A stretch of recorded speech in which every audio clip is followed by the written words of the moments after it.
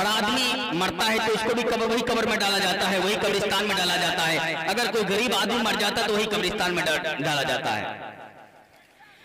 एक बड़ा आदमी मर गया, मरने के बाद उसे जो है कब्र के अंदर डाल दिया। डालने के बाद 2 साल के बाद कब्र बराबर हो गया। बराबर होने के बाद फिर एक आदमी कोई गांव में इंतकाल हुआ, गया उसी जगह कब्र खोदने के लिए। सारा शरीर उनका तो खत्म हो गया था, लेकिन ये सर का खोपड़ी बचा हुआ था। कब्र खोदने वाला जी सर के ऊपर खोपड़ी के ऊपर अपना पैर रख दिया। खोपड़ी के ऊपर से आवाज आती है, ए कब्र खोदने वाला, मैं अमीर आदमी का ये मुंडी हूँ, अमीर आदमी को खोपड़ी हूँ। आज जो है जिस गरीब आदमी सलाम करता था, आज वो मेरे खोपड़ी पर जो है पैर रख के खड़ा है। कुछ नहीं बचेगा। ये घमंड, ये गुरूर, ये तकब्बुर सब अल्लाह ताला ने तो नाबूद कर देंगे। दोस्तों, इसलिए कुरान कहता है, कुल इन्नल मौत अल्लज़ी तफ़िरून मिन्हु फ़इन्नहु मुलाक़ीकुम सुम्मा तुरद्दून इला आलिमिल ग़ैबि वश्शहादति फ़युनब्बिउकुम बिमा कुंतुम तामलून। कहां तक भागोगे?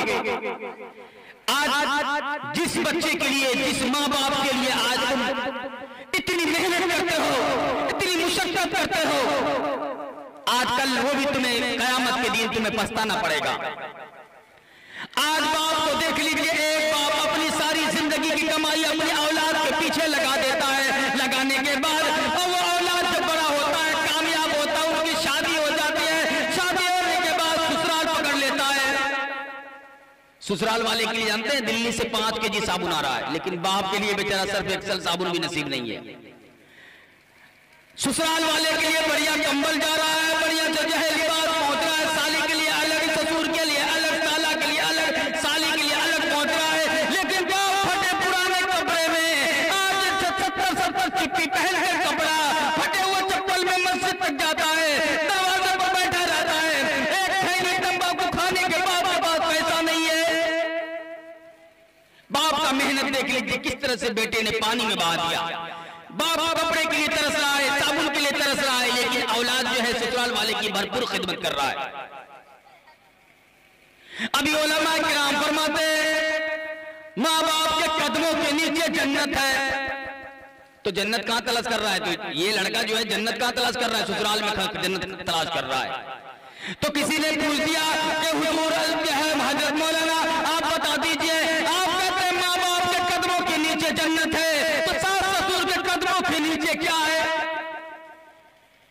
तो फरमाने वाले फरमा दिए, वहां तो अपाची गाड़ी है, जहेज का सामान पड़ा है।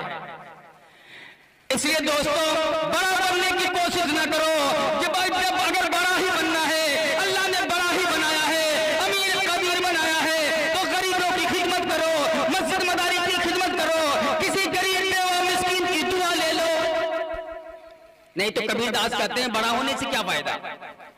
कि बड़ा हुआ तो क्या हुआ, अरे जैसे पेड़ खजूर, बड़ा हुआ तो क्या हुआ, जैसे पेड़ खजूर, पंछी को छाया नहीं, फल लगे भी दूर, फल लगे भी दूर। खजूर के पेड़ देखे होंगे ना आप लोग, कितना लंबा होता है, लेकिन उसके छांव में लोग बैठ भी नहीं सकता, नहीं उनका फल जो है कोई बेच सकता है, नहीं अच्छे से खा सकता है। इसलिए बड़ा ऐसा बनने से क्या फायदा? ऐसा बनो अल्लाह तबारक व तआला के नजदीक, खुदा के नजदीक, यहाँ भी और वहां भी, ताकि अल्लाह का महबूब बंदा हो जाओ। दोस्तों, कुरान कहता है आप जैसा करके जाएंगे वैसा बदला मिलेगा। कहते हैं कब्र में कुटैया पिसैया होगा। कैसे होगा? अगर अच्छा करके जाएंगे बिल्कुल नहीं होगा। कुरान कहता है इन्नमल क़ब्रु रऊसतुम मिन रियासिल जन्नह व हुफ़रतुम मिन हुफ़रिन नार। कब्र न जन्नत का बाग है न जहन्नम का गढ़ा। इंसान का अमल ही अपने कब्र को जन्नत का बाग या दोज़ख का गढ़ा बनाता है। इसलिए दोस्तों, जब अच्छा बंदा होता है, नेक बंदा होता है, तो उसको कब्र बुलाती है, जमीन भी कहते हैं आ जाओ, आ आ जाओ, ये बेसब्री से इंतजार कर रहे हैं। जिस तरह रमजान मुबारक का महीना अभी सामने आ रहा है ना, हर मुसलमान तैयारी कर रहे हैं कब रमजान का महीना आ जाए, कब रमजान के रोजे रखे। आज मुसलमान तरस रहे हैं कब आ जाए, जो 15 दिन बाद आएंगे आज ही आ जाए। इसलिए दोस्तों कहता हूं कब्र की तैयारी करो कि मौत जब तुझको देगी, अरे घर से बाहर निकलना पड़ेगा। मौत जब आवाज देगी ना तो आपको मौत घिसेट लेके आएगी। अगर आपका मौत लिखा होगा दिल्ली में एम्स में तो आपको मौत यहां से लेके चली जाएगी। इसलिए दोस्तों कहता हूं, कुरान कहता है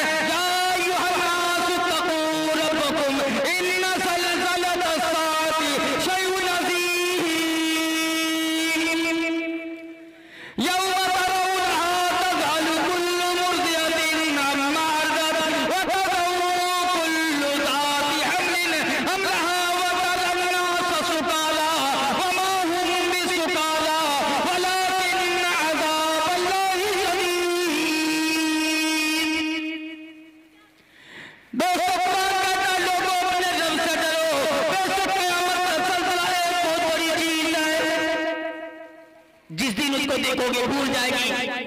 हर दूध पिलाने वाली माँ अपने दूध पिलाए को और डाल देगी हर अमल वाली हमल, अपना हमल, और तो देखेगा लोगों को नशा में। जब हश्र का मैदान होगा वहां लोग पागल और दीवाना मजनू की तरह दिखाई देंगे। वहां कोई काम नहीं आएंगे। जिस लड़के के लिए, जिस बच्चे के लिए जमीन खरीद रहे हैं ना, जिस बच्चे के लिए आलीशान बंगला बना के दे रहे हैं, मकान बना रहे हैं, दुकान बना के दे रहे हैं, कोई काम आने वाला नहीं। दोस्तों दुनिया में देखने के लिए मिलता है, अगर बाप मर जाए, बाप अगर मर जाए और कपड़ा कोई नहीं पहनेगा, बाप के चारपाई में 7 दिन तक कोई नहीं सोएगा, बाप के रूम में जल्दी कोई नहीं जाएगा, बाप का टूटी फूटी जो कम्बल है किसी गरीबों को दान दे देगा या तो कहीं सड़क पे फेंक देगा। लेकिन जमीन जायदाद सबसे पहले उस पर कब्जा कर लेंगे। आपको कब्र में डालने के बाद आपका लड़का कितना मोहब्बत करता है, अगर देखना चाहते हैं किसी भी समाज के लोगों को देखे हुए लोग कब्र में डाल करके, मनो मिट्टी के नीचे डाल करके वापस आते हैं, फिर पूछते भी नहीं है। अब आप अकेले लेटे हुए कब्र के अंदर में, कब्र की अंधेरी कोठरी आपको परेशान तो नहीं कर रही है, कोई फरिश्ता आपको तंग तो नहीं कर रहा है, तो आप किस तरह जिंदगी गुजार रहे हैं, कोई परेशानी तो नहीं है, कोई पूछने वाला नहीं। आपके रिश्तेदार है, अकरबा, दोस्त, अहबाब जितने भी होंगे आएंगे, मनो मिट्टी के नीचे जैसे ही मिट्टी डालेंगे 80 की स्पीड में यहां से भागेंगे, कोई काम आने वाला नहीं। इसलिए दोस्तों कहता है शायर कि आने वाले चले जाते हैं लेकिन जाने वाले कभी नहीं आते। कि आने वाले आने वाले आने वाले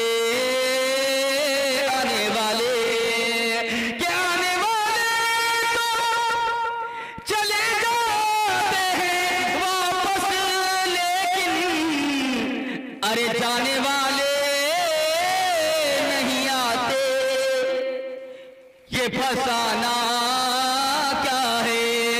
जाने वाले नहीं आते, ये फसाना क्या है। इसलिए दोस्तों कुरान पाक में साफ ऐलान कर रहा है, कुरान कहता है कुल्लु नफ्सिन ज़ाइक़तुल मौत की तैयारी कर लो, आखिरत की तैयारी कर लो, मैदान हश्र की जो है तैयारी कर लो। जो है 50,000 का एक दिन होगा, वो गर्मी से बचने के लिए, वो तपिश से बचने के लिए, वो प्यास की शिद्दत से अगर बचना है ना तो अभी से तैयारी करना शुरू कर दीजिए, अभी से अपनी आखिरत को बनाना शुरू कर दीजिए, अपने अभी से कुरान पढ़ना शुरू कर दीजिए।